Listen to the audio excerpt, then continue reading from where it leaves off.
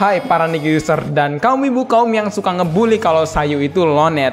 Bacot lu ya. Sayu itu adalah waifu gua. Sumpah lu nggak ada perasaan yang cewek secantik ini lu bilang lonet ya. Lu mau gua pukul lah. Bodoh amat dah ya. Pokoknya Sayu itu adalah waifu tercantik gua. Seperti judul video kali ini, gua mau membahas anime-anime dengan karakter utama seorang cowok miskin tapi dia ini memiliki sebuah harem, guys.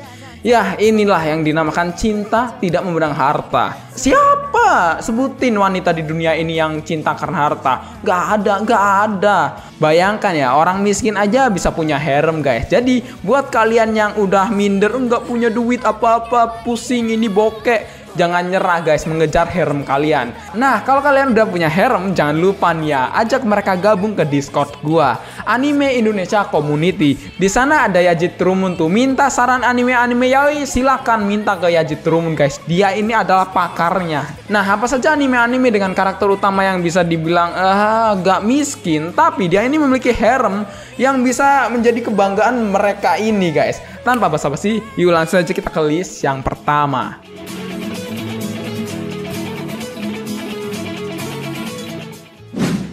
Nogizaga Haruka no Himitsu, berkisah tentang karakter yang bernama Ayase Yuto dan teman sekelasnya yang bernama Nogizaga Haruka.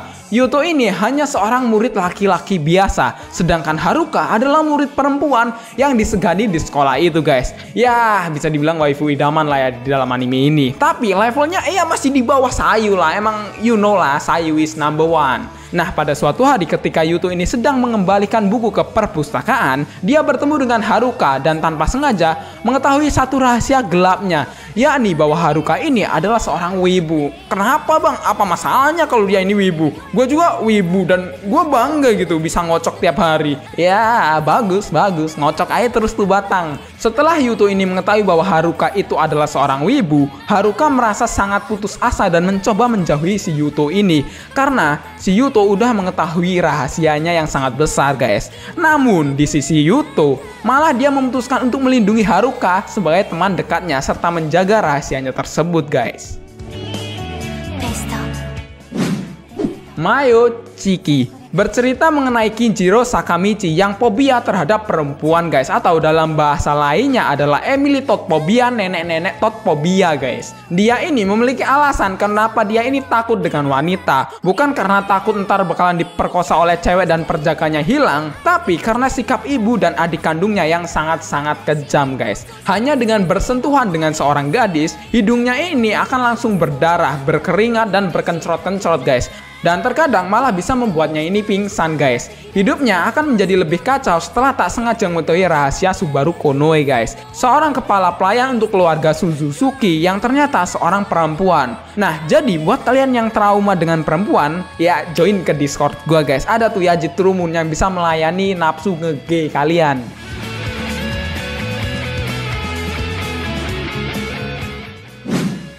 Gotobu no Hana Yume.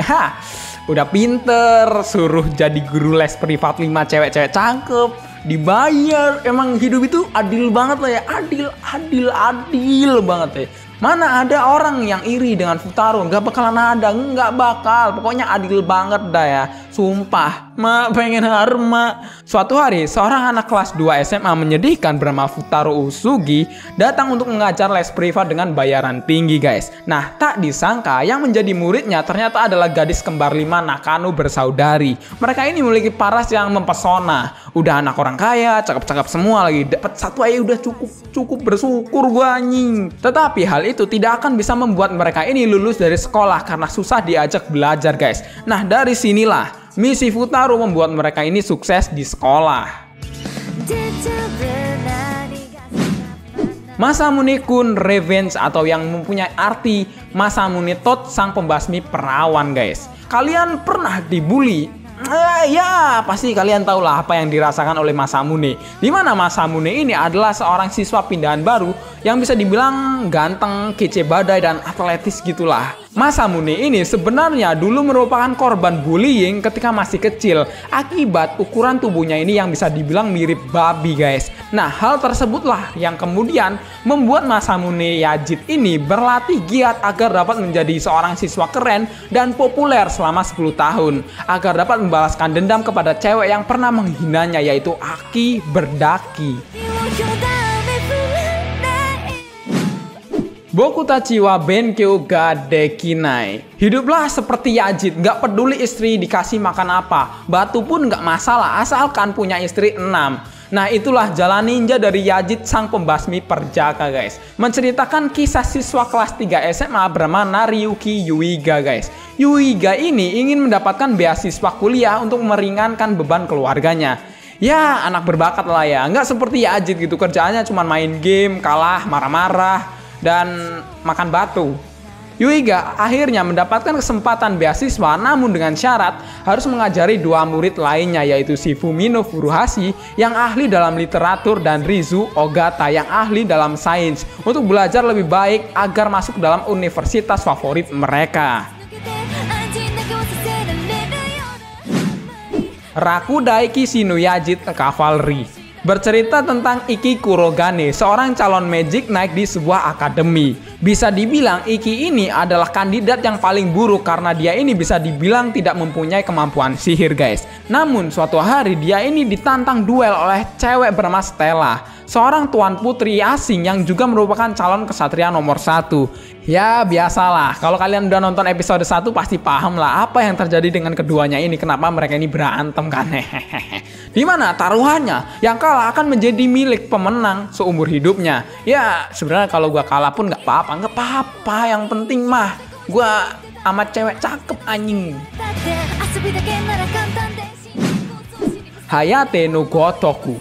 Hayate no Gotoku ini mengisahkan tentang Ayasaki Hayate, siswa SMA yang bisa dibilang miskin karena ulah kedua orang tuanya. Suatu hari dia ini mengetahui bahwa dirinya ini telah dijual ke Yakuza karena hutang orang tuanya guys. Tahu kan ya gimana rasanya kalau kalian dijual ke para gay gitu misalnya oleh orang tua kalian.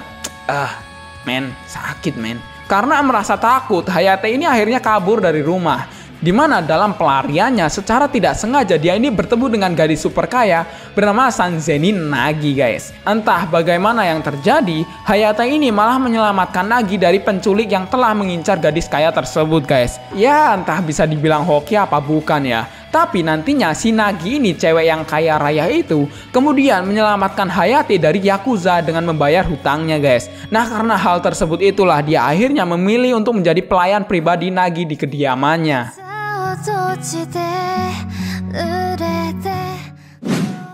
Kimi ga aruji desetsuji ga orede. Ini agak ecchi pak, jadi mending jangan ditonton dulu dah, apalagi kalian yang lagi puasa gitu kan.